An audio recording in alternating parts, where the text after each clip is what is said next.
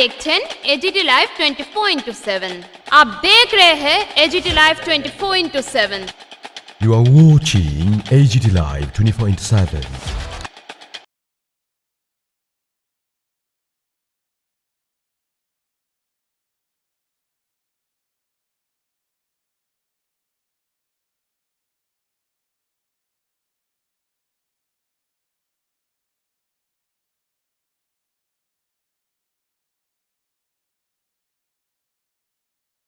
সত্যি উনি যদি বলতে হয় তাহলে বর্তমান যে আগরতলা এর রূপকার অনেকে আজকে বুঝতে পারছেন না। রাস্তাঘাটে মাটি ময়লা জমে আছে, ট্রাফিক জ্যাম হয়। আজকেই আমি যাচ্ছিলাম লক্ষ্মীনারায়ণ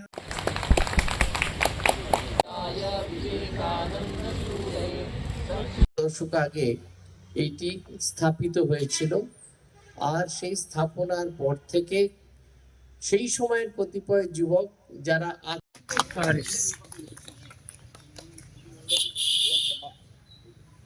বিবেক উদ্যান সংরক্ষণ সমিতির মাননীয় সভাপতি শ্রী জ্যোতিলাল চক্রবর্তী মহোদয় আমাদের এই বিবেক প্রাঙ্গণে যুব দিবস উদযাপনের মহতী অনুষ্ঠানে আপনাকেও আমরা মঞ্চে আহ্বান করছি।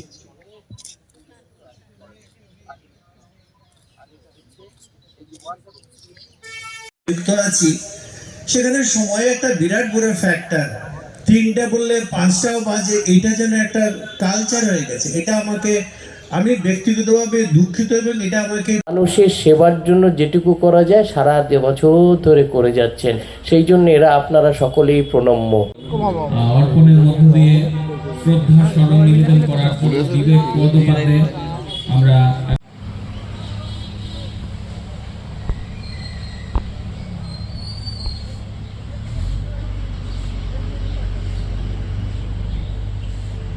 হিসেবে বয়সের হিসেবে একটা সংখ্যা মাত্র, কিন্তু তারা মনে প্রাণে অনেক যুবকের থেকেও বেশি যুবক।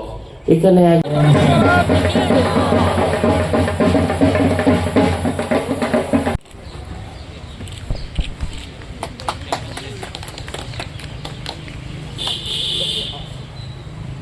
বিবেক উদ্যান সংরক্ষণ সমিতির মাননীয় সভাপতি শ্রী জ্যোতিলাল চক্রবর্তী এমন তার চিন্তা ভাবনা যে তিনি নিজেই স্বয়ং যেন ভারতবর্ষ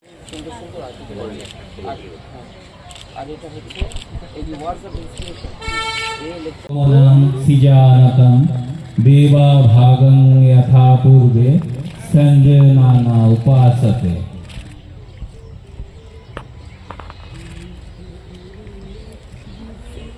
নিজেকে অনেক বেশি মোটিভেটেড মনে হয়, উজ্জীবিত মনে হয়, আর প্রেরিত মনে হয়। এটি হচ্ছে বিবেকানন্দ।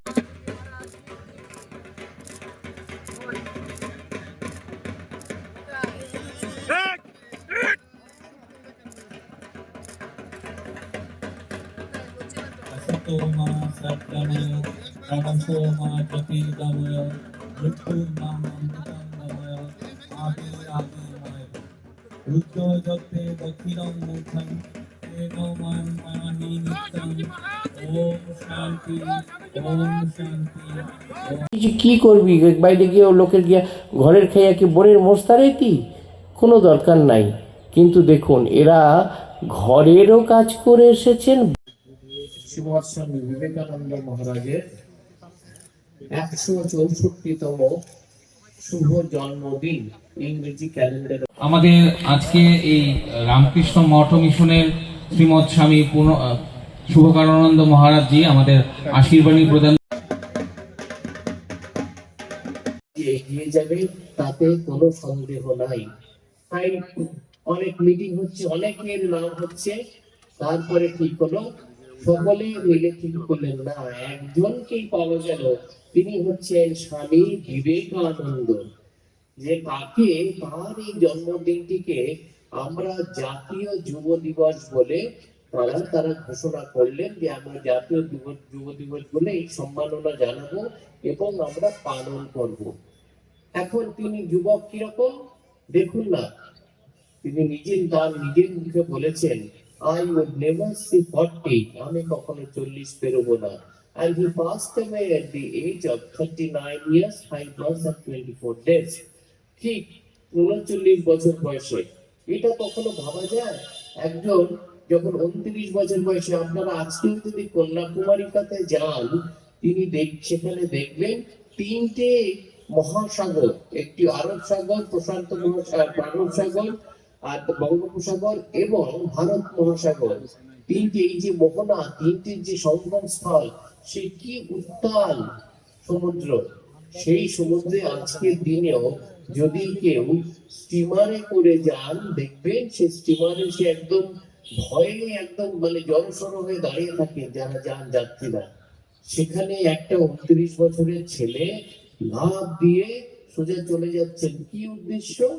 উদ্দেশ্য হচ্ছে ধ্যান করবেন। কি নিয়ে ধ্যান? ধ্যানের বিষয়, ধ্যানের বিষয় হচ্ছে তার দেশমাতৃকা।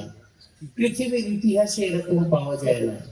টানা 3 দিন ধ্যান করছেন, তারপরে বলছেন যা the history of the 5000 years simply revealed before me, যে 5000 বছরের একটা ইতিহাস ভারতবর্ষ তার চোখের সামনে একদম একদম খুব সুন্দর ভাবে একটি চিত্র উঠে পড়েছে। সালে এই দিনটিতে, সেদিনকে পৌষ সংক্রান্তি হয়েছিল, সেই দিনটিতে স্বামী বিবেকানন্দের শুভ জন্মদিন, শুভ আবির্ভাব হয়। এই দিনটিকে ভারত সরকার 1985 সালে জাতীয় যুব দিবস হিসেবে ঘোষণা করেন। প্রশ্ন হতেই পারে কেন জাতীয় যুব দিবস? কারণ যুবকরা হচ্ছে আমাদের ভবিষ্যৎ, দেশের ভবিষ্যৎ, এবং তারাই হচ্ছে আমাদের অন্যতম সম্পদ। তাদের সামনে এমন একজন কিছু আইডল থাকা দরকার, একটি আদর্শ থাকা দরকার, যাকে বেদাগ আদর্শ, যাকে দেখে জীবন চরিত্র তারা গঠন করতে পারবে। এবং যুবকদের যদি জীবনটা আদর্শে থাকে, একটি আদর্শে থাকে, চরিত্র থাকে, তাহলে দেশ যে এগিয়ে যাবে তাতে কোনো সন্দেহ নাই। তাই অনেক মিটিং হচ্ছে, অনেকের নাম হচ্ছে, তারপরে ঠিক হলো, সকলে মিলে ঠিক করলেন না, একজনকেই পাওয়া গেল, তিনি হচ্ছেন Swami Vivekananda.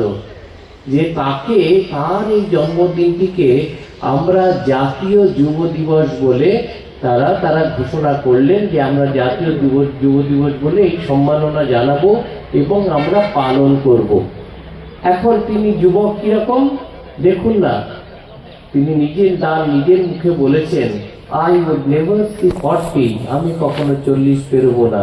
And he passed away at the age of 39 years, 5 months and 24 days. ঠিক 39 বছর বয়সে। এটা কখনো ভাবা যায়? একজন যখন 29 বছর বয়সে, আপনারা আজকেও যদি কন্যাকুমারিকাতে যান, তিনি সেখানে দেখবেন তিনটে মহাসাগর, একটি আরব সাগর, প্রশান্ত আরব সাগর আর বঙ্গোপসাগর এবং ভারত মহাসাগর, তিনটে এই যে মোহনা, তিনটির যে সঙ্গম স্থল, সে কি উত্তাল সমুদ্র। সেই সমুদ্রে আজকের দিনেও যদি কেউ স্টিমারে করে যান, দেখবেন সে স্টিমারে সে একদম ভয়ে একদম মানে জড়সড় হয়ে দাঁড়িয়ে থাকে যারা যান যাত্রীরা। সেখানে একটা 29 বছরের ছেলে লাফ দিয়ে সোজা চলে যাচ্ছেন। কি উদ্দেশ্য? উদ্দেশ্য হচ্ছে ধ্যান করবেন। কি নিয়ে ধ্যান? ধ্যানের বিষয়, ধ্যানের বিষয় হচ্ছে তার দেশমাতৃকা। পৃথিবীর ইতিহাসে এরকম পাওয়া যায় না। টানা 3 দিন ধ্যান করছে, তারপরে বলছেন যা the history of the 5000 years simply revealed before me, যে 5000 বছরের একটা ইতিহাস ভারতবর্ষ তার চোখের সামনে একদম খুব সুন্দরভাবে একটি চিত্র উঠে পড়েছে। আর শাস্ত্রে বলা হয় ব্রহ্মবিদ ব্রহ্মৈব ভবতি, যিনি ব্রহ্মকে জানেন তিনি স্বয়ং ব্রহ্মের সাথে একীভূত হয়ে যান। তেমনি ভারতকে এমন ভাবে জেনেছিলেন বা ভারত নিয়ে এমন তার চিন্তা ভাবনা যে তিনি নিজেই স্বয়ং যেন ভারতবর্ষ হয়ে গিয়েছিলেন। যে ভারতবর্ষ আর বিবেকানন্দ এই নাম দুটো এত আইডেন্টিক্যাল হয়ে গেল যে রবীন্দ্রনাথের কাছে যখন পরবর্তীকালে রোমারোলা এলেন, এসে জানতে চাইলেন ভারতবর্ষ সম্পর্কে কিছু, তখন রোমারোলাকে তিনি বললেন If you want to know about India, read Vivekananda. In him everything is positive, nothing negative. এই যে ব্যাপার, তার মধ্যে সব কিছু ইতিবাচক। যেখান থেকে কখনো বিবেকানন্দ এমন এক ব্যক্তিত্ব, যেখানে যে হয়তো সবকিছু হারিয়েছে, সেও তার কাছে যখন যাবে বলবেন না আমি কিছু করতে পারি। মিস ম্যাকলাউডকে একবার আমেরিকা আগরতলা পুর নিগমের আমাদের শ্রী দীপক রাজমান মহোদয়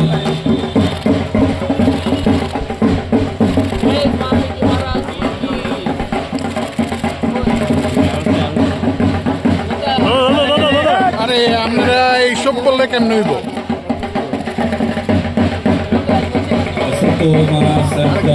গ্যাস বাড়িতেছে না তো? গ্যাস আইছে না? গ্যাস আইছে না? উদ্যোজতে দক্ষিণামুখম কেনমাং পানি যুব মহামণ্ডল আগরতলা, আমরা ওনাদের তরফ থেকে সমবেত অতিথিদেরকে